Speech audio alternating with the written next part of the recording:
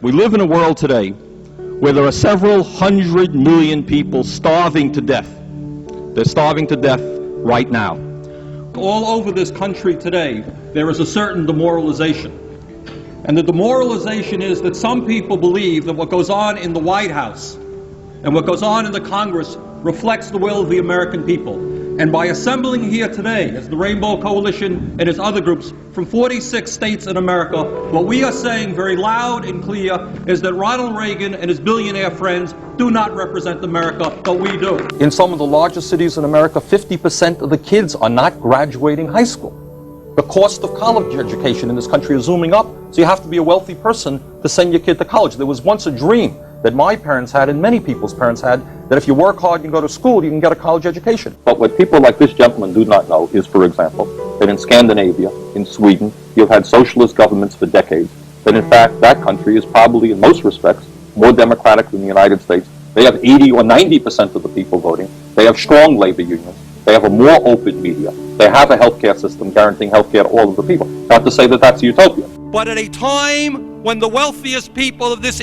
country have seen a tremendous increase in their income, while at the same time the standard of living of working people and poor people has declined, I will be damned if I will vote for a proposal which will stick it to the middle class and the working people. And Mr. Speaker, I've got a problem. I've got a problem with a president and a Congress which allows 5 million children to go hungry, 2 million people to sleep out on the streets, cities to become breeding grounds for drugs and violence. And they say, we're getting tough on crime. If you want to get tough on crime, let's deal with the causes of crime. Let's demand that every man, woman, and child in this country have a decent opportunity and a decent standard of living. Let's not keep putting poor people into jail and disproportionately punishing blacks. While our children go hungry and sleep out on the streets, lack adequate health care or educational opportunity, the wealthiest people in this country have grown far richer while their tax burden has declined. We have an approach to campaign financing which, to a very large degree, allows wealthy people and major corporations to buy and sell politicians. The rich get richer, the poor get poorer, and ordinary Americans are shut out of the political system. The United States today is one of 2 nations in the industrialized world that does not have a national health care system. That has to do with campaign finance reform. The United States today, the chief executive officers are seeing their salaries soar, and the gap between the rich and the poor grows wider.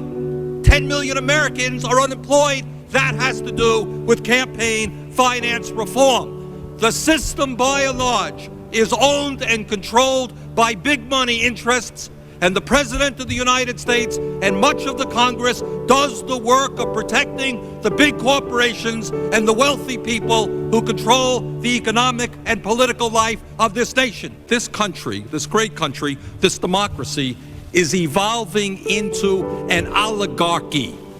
And an oligarchy is a country in which a few people have tremendous wealth and tremendous power and exercise that wealth and that power over all. We have seen a situation where we give huge tax breaks to the wealthy and you have 2 million people sleeping out on the street.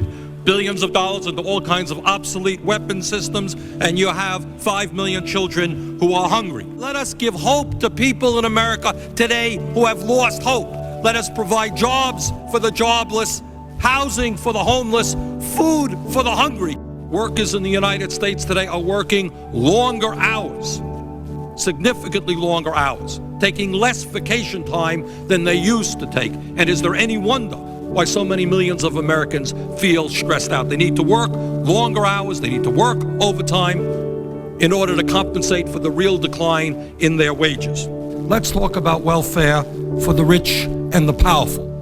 Now, we start off from a proposition that the wealthiest 1% of the population in this country owns more wealth than the bottom 90%. When we talk about the growth of the economy, what we should ask ourselves is who is gaining that income. And what is clearly going on is the lion's share, the overwhelming amount of the growth in income is going to the very, very wealthiest people, while the vast majority of the people are seeing a decline in their real incomes. I find it ironic that it is the taxpayers of this country who are going to have to bail out banks that have made billions and billions of dollars investing in Asia. Is it morally right that CEOs of large corporations now make over 500 times what their workers make and seem to make more money to the degree that they lay off American workers? Walmart has replaced General Motors as the major employer in America, paying people starvation wages rather than living wages. We can fight terrorism, protect the American people without undermining the basic constitutional rights which make us a free country. They understand that our trade policies are failing when they note that our trade deficit is huge and growing larger every single year. And it seems to me, Madam President, that before we go forward again in pursuit of a failing trade agenda, we might want to sit back, take a moratorium, understand why our trade policies are failing, and then put together trade agreements that work for the working people and the middle class of this country rather than just the CEOs of large multinational corporations. The wealthiest 1/10 of 1%, 1/10 of 1%, 300,000 men, women, and children now earn more income than do the bottom 150 million Americans. No matter how many children live in poverty, no matter how high the unemployment numbers are, they want more and more and more. And I say enough is enough. And you want to know why the American people are cynical about what goes on in Washington? You want to know why the Congress of the United States has an extremely low level of support or favorability? It is because the American people know they are getting ripped off. You got millions of people today who are working longer hours and their income is going down. Their wages are going down. This grotesque level of inequality is immoral, it is bad economics, it is unsustainable. This type of rigged economy is not what America is supposed to be about. This has got to change. And as your president, together, we are going to change it. When we stand together, there is nothing that we cannot accomplish. And I pledge to you that every day I will fight for the public interest, not the corporate interest. I will not abandon any segment of American society, whether you're gay or black or Latino, poor or working class, just because it is politically expedient at a given time. So let us go forward together and let us tell the Republicans that their reactionary agenda may work for the billionaires, but not for ordinary Americans, and we are going to defeat them. Thank you all very much.